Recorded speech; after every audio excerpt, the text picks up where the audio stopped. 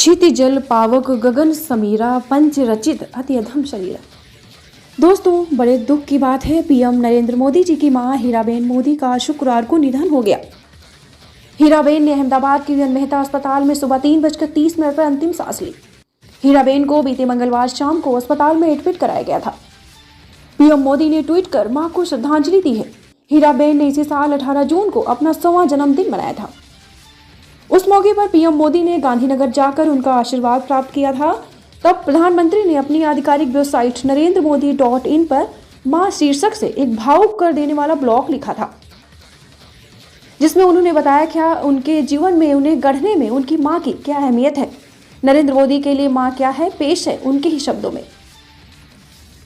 मां ये सिर्फ शब्द नहीं है, जीवन की एक भावना होती है जिसमें स्नेह, धैर्य, विश्वास कितना कुछ समाया होता है।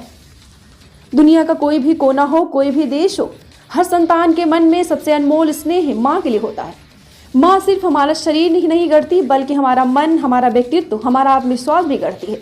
और अपनी संतान के लिए ऐसा करते हुए वो खुद को खपा देती है, खुद को भुला देती है। आज मैं अपनी खुशी, अपना सौभाग्य आप सबसे साझा करना चाहता हूँ। मेरी माँ हीराबा आज 18 जून को अपने 100वें वर्ष में प्रवेश कर रही है, यानी उनका जन्म शताब्दी वर्ष प्रारंभ हो रहा है। पिताजी आज होते तो पिछले सप्ताह वो भी 100 वर्ष के हो गए होते, यानी 2022 एक ऐसा वर्ष है जब मेरी माँ का जन्म शताब्दी वर्ष प्रारंभ हो रहा है। इसी साल मेरे पिताजी का जन्म शताब्दी वर्ष पूर्ण हुआ है। पिछले हफ्ते मेरे भतीजे ने गांधीनगर से माँ के कुछ वीडियो भेजे हैं। घर पर सोसाइटी के कुछ नौजवान लड़के आए हैं। पिताजी की तस्वीर कुर्सी पर रखी है, भजन कीर्तन चल रहा है। माँ मगन होकर भजन गा रही है, मंजीरा बजा रही है। माँ आज भी वैसी ही है। शरीर की ऊर्जा भले कम हो गई है, लेकिन माँ की ऊर्जा यथावत है। वैसे हमारे यहाँ जन्मदिन मनाने की कोई परंपरा नहीं रही है, लेकिन परिवार में जो नई पीढ़ी के बच्चे हैं, उन्होंने पिताजी के जन्मशती वर्ष में इस बार 100 पेड़ लगाए हैं। आज मेरे जीवन में कुछ भी अच्छा है, मेरे व्यक्तित्व में जो कुछ भी अच्छा है, वो माँ और पिताजी की देन है। आज जब मैं यहाँ दिल्ली में बैठा हूँ तो कितना कुछ पुराना याद आ रहा है। मेरी माँ जितनी सामान्य है, उतनी साधारण भी, ठीक वैसे ही जैसे हर माँ होती है। आज जब मैं अपनी माँ के बारे में लिख रहा हूँ तो पढ़ते हुए आपको भी ये लग सकता है, अरे मेरी माँ भी तो ऐसी ही है, मेरी माँ भी तो ऐसा ही किया करती है। ये पढ़ते हुए आपके मन में अपनी माँ की छवि उभरेगी। माँ की तपस्या उसकी संतान को सही इंसान बनाती है। अगर माँ चाहे तो बच्चे को बना भी सकती है, और माँ चाहे तो बच्चे को बिगाड़ भी सकती है। माँ की ममता उसकी संतान को मानवीय संवेदनाओं से भरती है। माँ एक व्यक्ति नहीं है, एक व्यक्तित्व है। माँ एक स्वरूप है। हमारे यहाँ कहते हैं जैसा भक्त वैसा भगवान। वैसे ही अपने मन के भाव के अनुसार हम माँ के स्वरूप को अनुभव कर सकते हैं।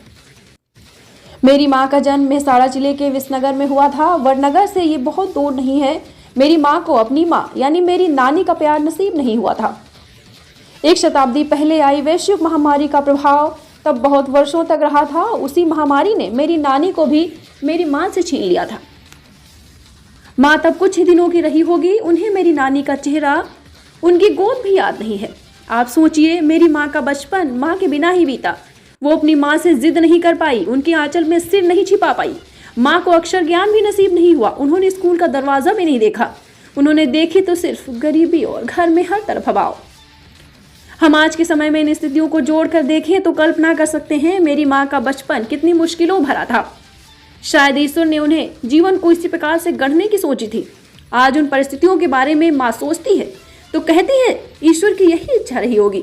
लेकिन अपनी माँ को खोने का, उनका चेहरा तक न देख पाने का दर्द उन्हें आज भी है।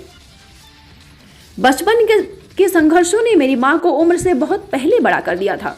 वो अपने परिवार में सबसे बड़ी थी और जब शादी हुई तो भी सबसे बड़ी बहू बनी। बचपन में जिस तरह वो अपने घर में सभी की चिंता करती थी, सभी का ध्यान रखती थी, सारे कामकाज की जिम्मेदारी उठाती थी, वैसे ही जिम्मेदारियां उन्हें ससुराल में उठानी पड़ी।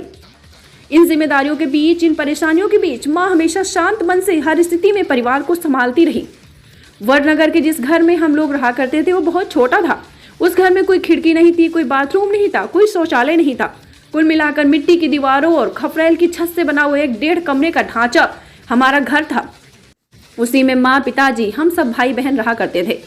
उस छोटे से घर में माँ को खाना बनाने में कुछ सहूलियत रहे, इसलिए पिताजी ने घर में बांस की फट्टी और लकड़ी के पटरों की मदद से एक मचान जैसे बनवा दिया था।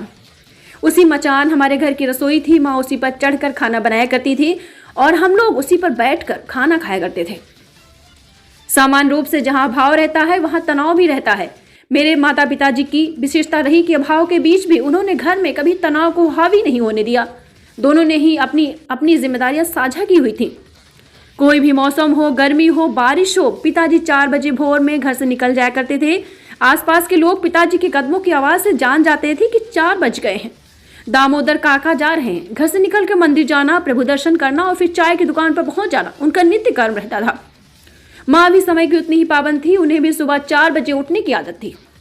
सुबह सुबह ही वो बहुत सारे काम निपटा लिया करती थी। गेहूं पीसना हो, बाजरा पीसना हो, चावल या दाल बीनना हो, सारे काम वो खुद करती थी। काम करते हुए माँ अपने कुछ पसंदीदा भजन या प्रभातियां गुनगुनाती रहती थी। नरसिंह मेहता जी का प्रसिद्ध भजन है, जल कमल छाड़ी जाने वाला स्वामी अमारो जाग से। वो उन्हें बहुत पसंद था। एक लोरी भी है, शिवाजी नू हाल रूडो, माँ ये भी बहुत गुनगुनाती थी। माँ कभी उपेक्षा नहीं करती थी। हम भाई बहन अपनी पढ़ाई छोड़कर अब उनकी मदद करें, वो कभी मदद के लिए उनका हाथ बटाने के लिए नहीं कहती थी। माँ को लगातार काम करते देखकर हम भाई बहनों को खुद ही लगता था कि काम में उनका हाथ बटाएं। मुझे तालाब में नहाने का, तालाब में तैरने का बहुत शौक था, इसलिए मैं भी घर के कपड़े लेकर उन्हें तालाब में धोने के लिए निकल जाता था। घर चलाने के लिए 2-4 पैसे ज्यादा मिल जाएं, इसके लिए माँ दूसरों के घर के बर्तन भी मांजा करती थी। समय निकालकर चरखा भी चलाया करती थी, क्योंकि उससे भी कुछ पैसे जुड़ जाते थे। कपास के छिलके से रुई निकालने का काम, रुई से धागे बनाने का काम, ये सब कुछ माँ ही किया करती थी। उन्हें डर रहता था कि कपास के छिलकों के कांटे हमें चुभ न जाए। अपने काम के लिए किसी दूसरे पर निर्भर रहना, अपना काम किसी दूसरे से करवाना उन्हें कतई पसंद नहीं था। बारिश में हमारे घर में कभी पानी यहाँ से टपकता था तो कभी वहां से। पूरे घर में पानी न भर जाए, घर की दीवारों को नुकसान न पहुंचे, इसलिए माँ जमीन पर बर्तन रख दिया करती थी